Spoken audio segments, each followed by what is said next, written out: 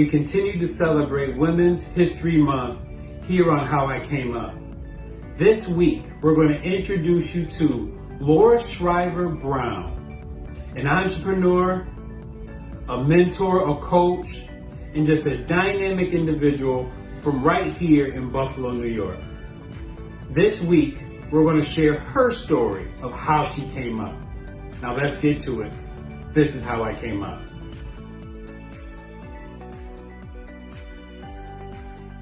My name is Laura Shriver-Brown, and I'm from Buffalo, New York. I grew up right in the city. Overall, it was amazing. I had a lot of fun. I didn't know how poor I was or that I was underprivileged, really, for the most part. I grew up with a single mom on Abbott Road in South Buffalo. And my father, unfortunately, suffered from alcohol and crack addiction. So it was just my mom, my sister, and myself. And you know what, though?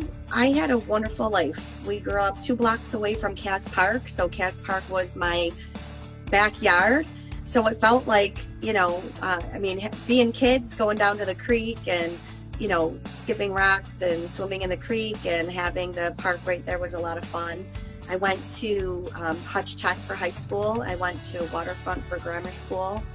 And I loved that. I loved having friends from all over the city, and we made the best of it. I had a great childhood. Well, I've actually been on my own since I was a junior in high school. My mother suffers from some pretty major emotional and mental health problems.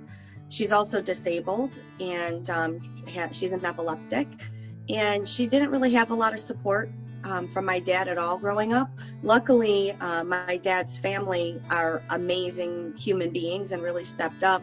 Unfortunately, the year my mom kicked me out was the same year that my grandfather was dying of cancer. And so really, I kind of got lost in the cracks there. That was a really big thing for my family.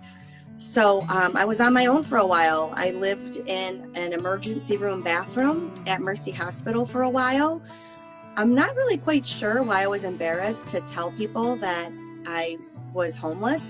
But I found a way. I always did. I was really involved in church at that time. So I went to one of my mentors in church, and she let me move in with her. So that helped a lot. I've always had a job. Not too far later, that's actually when I met Phil, because I either had to drop out of high school to support myself or find a job that I could work. And I found an ad in the paper for $10.50 an hour. And, that was a lot of money back then. And I said, oh my gosh, if I can get this job at AAA for $10.50 an hour, I won't have to drop out of high school. And I was always a little bit of a nerd, straight A student, actually maybe a little too smart for my own good, because I would get bored in school, and that's a story for another day. But I used to get into a little bit of trouble without anybody knowing about it. But anyway, getting that job really changed my life, because it allowed me to eventually, be able to support myself throughout high school. And that's where I met Phil, and that's where I met my first business mentor. And honestly, Paul Garrettson and Dave Garrettson, they taught me a lot. I mean, I really needed stability at that time in my life. And I needed that confidence. And I happened to be really good at selling AAA memberships. So I was making $10.50 an hour, which was awesome. I ended up becoming a supervisor very quickly. Then I ended up managing the place. And eventually I ended up opening my own and owning, a franchise. So I was very, very lucky to find that job. And it really changed the course of my life, honestly. It gave me stability, love. You know what? It was a telemarketing job, but I'll tell you something. There was a core group of us, and we just all loved each other. And we still love each other. We were kids growing up, but we had ambitions. And we helped each other out. It was a lot of fun.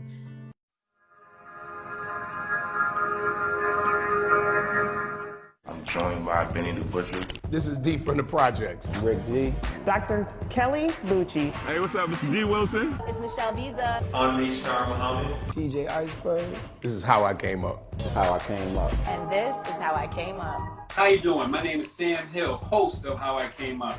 Do you have a success story that you would like to share with the world? If so, please go to skovutv.com and submit that story. And just maybe we'll allow you to share that story with the rest of the world.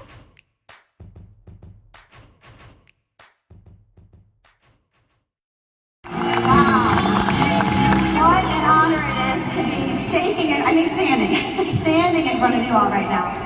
My name is Laura Shriver-Brown, and my AMBIC journey started years before I joined. You know what? I always had the entrepreneur bug. When I grew up, we had no money. We never even had a car. The first car my family had was the one I bought when I was 18, and I had already been living on my own for 2 years at that point. So I was always looking for ways to make money. I used to make bracelets and sell them. I'd go to the, remember in high school and grammar school, there was the snack window and everybody would be waiting in line to get their ice cream. So I would make bracelets and I would walk up to them at the window, the ones that are waiting. I'm like, you don't want that ice cream. Look at this really nice bracelet. Isn't it nice? It's only 50 cents. I see you have $1. You'll still have 50 cents to buy a snack. I mean, I was always looking for little ways. So I knew I always had it in me. But when I got to AAA, that was the first time that it became a reality, because what happened was I graduated high school, and at that time I was running their Main Street location. And I said, I want to be a teacher. That's what I wanted to be my entire life. And I said, unfortunately, I need to quit because I'm going to go to college and I'm going to become a teacher. I'm just going to live off of student loans. And the owners of the company said, oh, no. You're not going anywhere. And I said, well, no offense, but I don't want to be a telemarketer the rest of my life. I have goals and I want to make a difference in the world. And they said, well, you've made such a difference here. Why don't you let us help you? And you can open your own office and you can own your own business. So we cut a deal and we opened a Seneca Street office, and I owned it 50-50 with them. And it was quite the experience. It was really nice feeling valued at such a terrible time in my life where I felt so much rejection and I felt so alone. All you want is your parents to love on you and be there for you. And going through all that emotional trauma, I feel like that's one of the reasons why I got so close to my friends at AAA, because we were more than friends. I mean, we became a little family. We just loved each other unconditionally.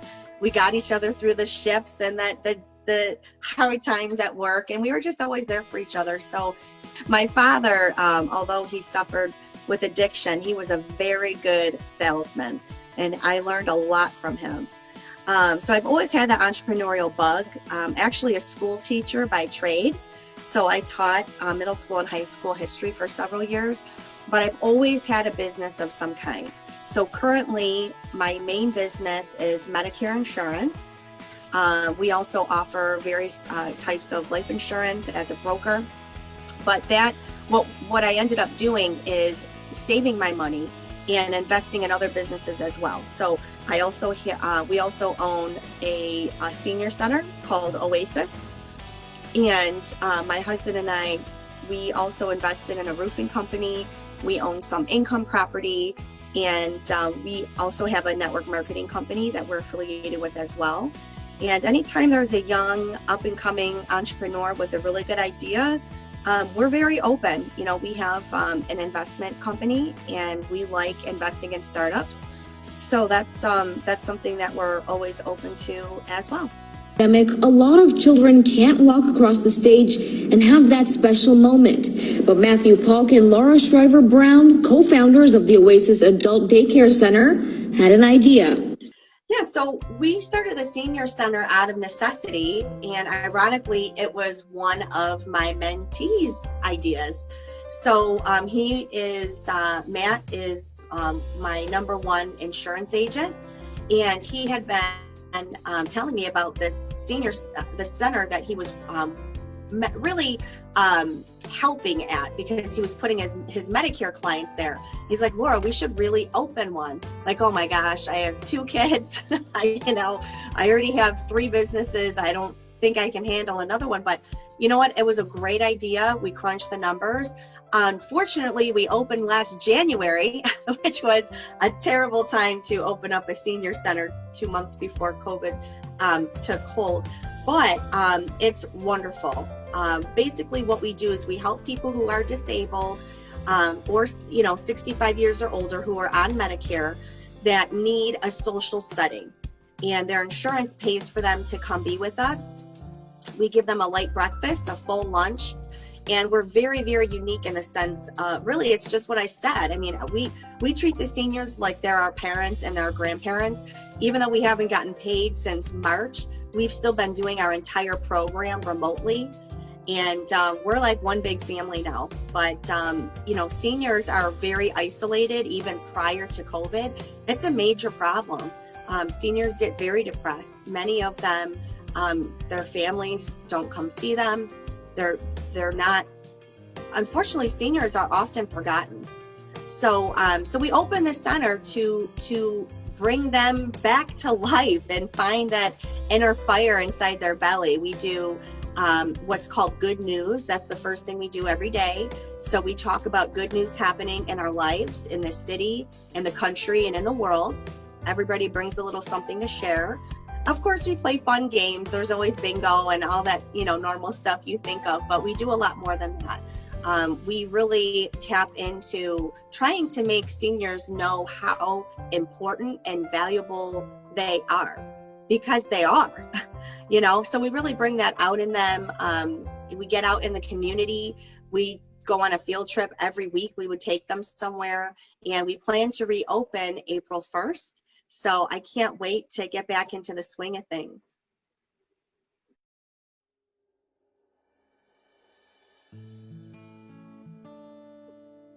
Family is very important. Sometimes you have to make your family. For me, I've always struggled trying to have a relationship with my mom. I think everybody wants their parents, no matter how old you are. Everybody wants that unconditional love and support. My father passed away at a young age. He beat up his body, unfortunately.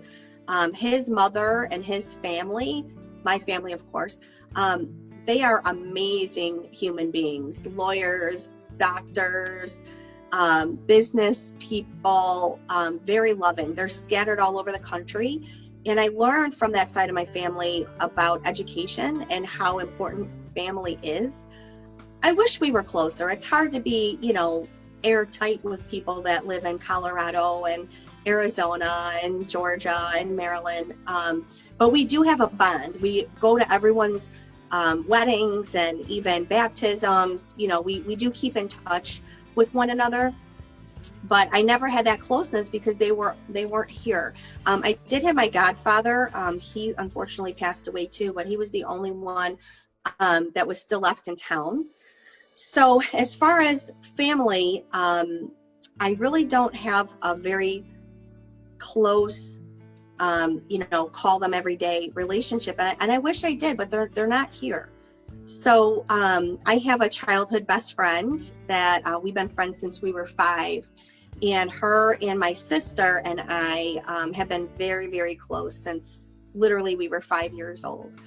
I keep in touch actually with a lot of my friends over the years. I think I value people so much because I felt worthless for a really long time. My mom was not shy to tell me how we ruined her life, and I can go on and on. So it's difficult to process that, when you're told that, basically your whole life.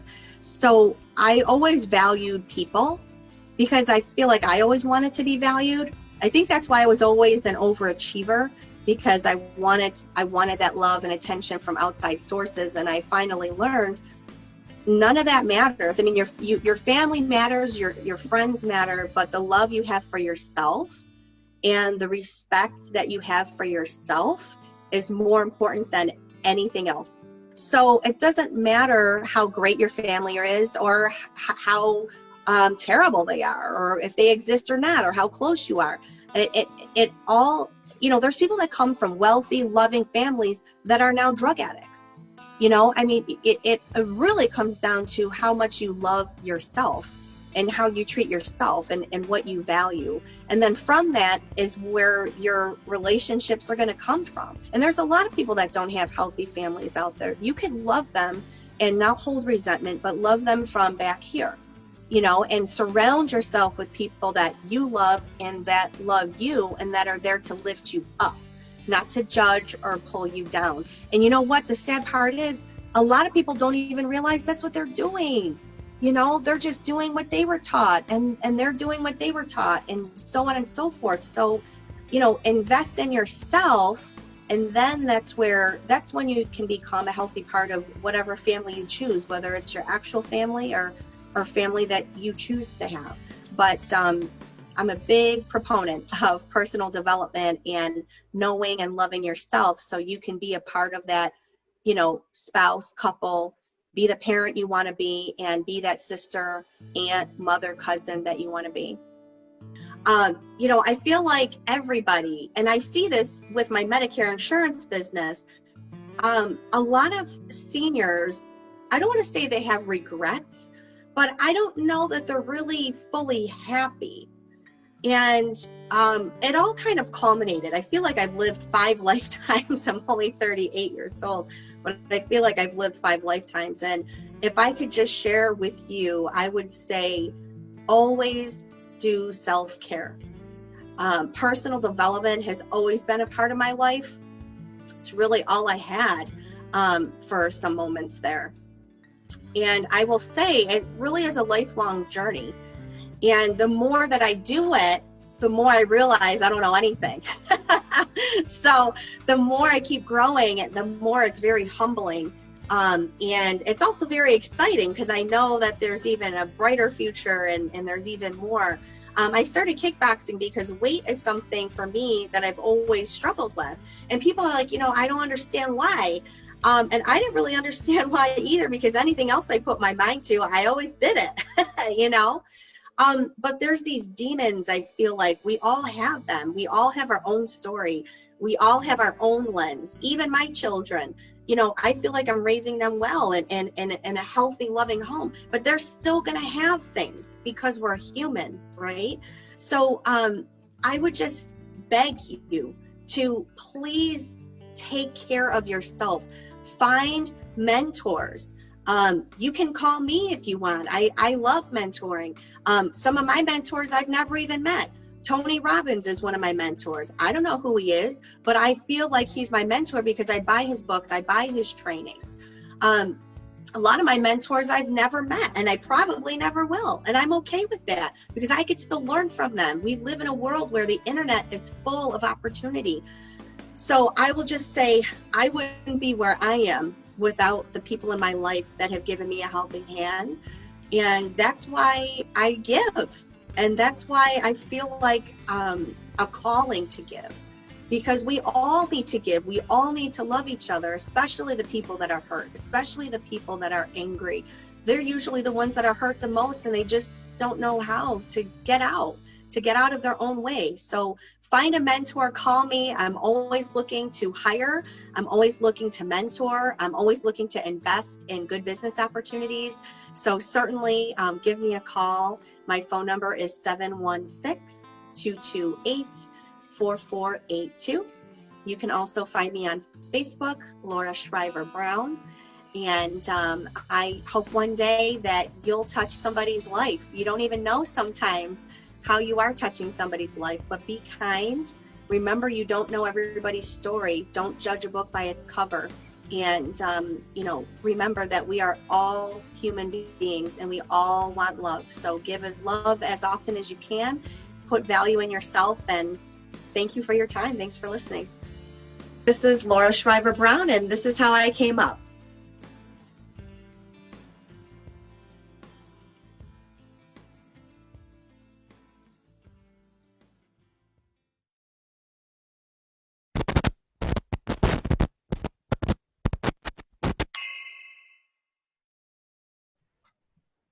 What is your name and where are you from?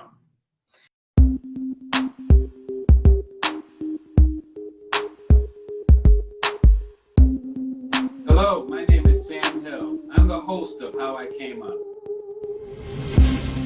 How I Came Up is a platform for our entrepreneurs and professionals to share their successes and their struggles. And hopefully they'll give us some tips to success. Now let's get to it.